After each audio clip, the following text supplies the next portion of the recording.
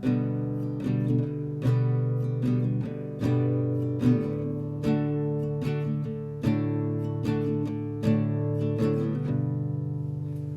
everyone, how's it going? I'm Ranger Stephanie with another episode of Coffee with the Ranger. I hope you're having a great summer. Here at Crater Lake, we're approaching the end of August, so the nights are starting to cool off. Our days are still pretty warm. If we take a moment too to also sit back and watch some of the wildlife in the park, we see that our year-round inhabitants are starting to prepare for winter. We'll see that they're putting on extra weight and they're storing caches for a later time. Some of the birds you might see even venture out to the islands in the caldera to cache food. In our previous episode, we explored Wizard Island. Now today, we're going to virtually travel out to the Phantom Ship. The Phantom Ship is located on the southern shoreline of Crater Lake. It received its name due to its elusive appearance. From certain vantage points on the rim, the island looks like a ship floating in the lake. If you move to another vantage point, the ship may vanish and blend into the surrounding rocks of the caldera wall. The Phantom Ship is one of the oldest rocks found within the caldera. Geologists use radiometric dating methods to determine the age of rocks. Their data suggests that the Phantom Ship is over 400,000 years old. It was once a cinder volcano referred to as Phantom Cone, symbolizing one of the earliest eruptions from Mount Mazama's magma chamber. As you may have learned from our previous Coffee with the Ranger geology video, Mount Mazama grew, blew, fell, and filled. In these different stages of Mount Mazama's life, the rocks that compose the Phantom Ship were subject to extreme conditions, but portions of the cone remained intact. In present day, the island is connected to the caldera wall by an underwater shelf. From afar, it looks small, but it is a decent size.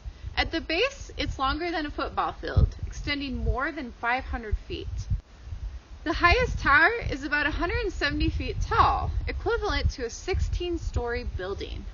In the early stages of Crater Lake's designation and establishment as a national park, visitors explored the lake on wooden boats.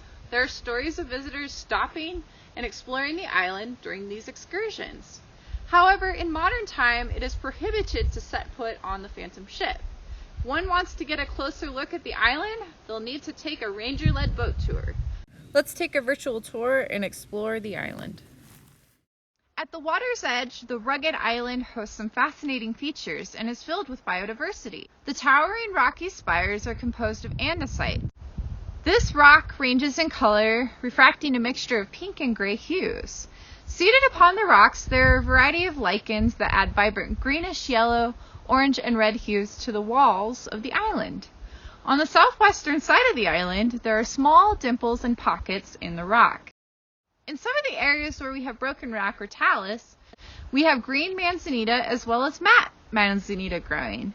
These shrubs have a scarlet-colored bark and waxy leaves. The term manzanita is Spanish for little apple. When manzanitas bloom, they have little flowers accompanied by green and red berries. Blooming alongside the manzanita shrubs, there are abundant wildflowers, including paintbrush, bleeding hearts, penstemons, and others.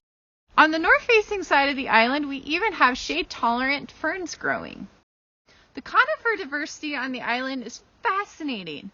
Rooted along the rocky slopes of the island, we have ponderosa pines, western white pines, whitebark pines, Shasta red firs, white firs, and mountain hemlocks. Some rangers even claim that they have also seen lodgepole pines growing on the island. The roots from these trees are anchored by clinging to the many contours of rocks and crevices of the jagged terrain. How do you think that all these trees made it to the island? Yes, the wind and animals. The whitebark pines on the island were planted by Clark's nutcrackers. Whitebark pines have hard cones that do not open on their own.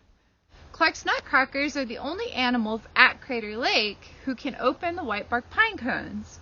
Upon prying open the cone, these birds cache these seeds in various locations throughout the park as a food reserve for later times. If they forget a cache or do not return to a cache, a new whitebark pine will grow.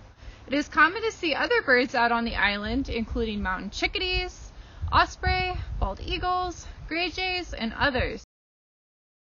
In some of the small dimpled alcoves in the rock, we have violet-green swallows, who occasionally nest during the summer season on the island.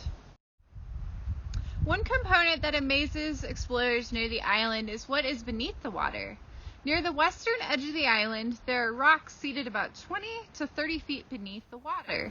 These rocks are visible and give off a green appearance. Without warning, the rocks disappear and a stark blue color comes out of nowhere. This is an underwater cliff that drops off almost 1,000 feet. Here, the blue color spectrum that Crater Lake is famous for is on display. As we drift away from the topic of the phantom ship, I want to conclude with a reflection on the two above water islands at Crater Lake. In our previous episode, we covered Wizard Island. As you may recall, Wizard Island is composed of some of the youngest rock or expelled lava here at Crater Lake, formed around 7,000 years ago. As we learned today, the phantom ship is one of the oldest rocks here at Crater Lake, coming in around 400,000 years old.